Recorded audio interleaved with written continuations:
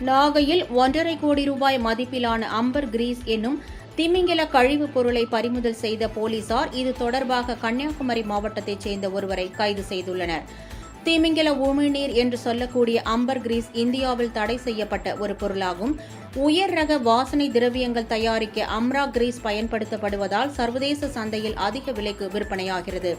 இந்த நிலையில் நாகை புதிய பேருந்து நிலைய பகுதியில் கண்காணிப்பு பணியில் ஈடுபட்டிருந்த போலீசார் அங்கு சந்தேகத்திற்கு இடமாக நின்று கொண்டிருந்த ஒருவரை பிடித்து விசாரணை செய்தபோது அவர் முன்னுக்கு பின் முரணாக பதில் அளித்துள்ளார்.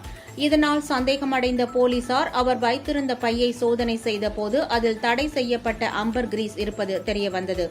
அவரிடம் நடத்தப்பட்ட விசாரணையில் கன்னியாகுமரி மாவட்டம் விலவங்கோடு வல்லைவினை சுனாமி குடியிருப்பு பகுதியைச் சேர்ந்த மில்டன் குளோரி என்பதும் அம்பர் கிரீஸை வெளிநாட்டிற்கு கடத்திச் செல்லும் முயற்சியில் ஈடுபட்டதும் தெரியவந்தது.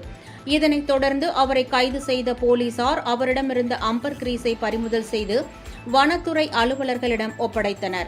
மேலும் இதுகுறித்து வனத்துறையினர் வழக்கு பதிவு செய்து இந்த கடத்தலின் பின்னணியில் உள்ளவர்கள் குறித்து விசாரணை நடத்தி வருகின்றனர்.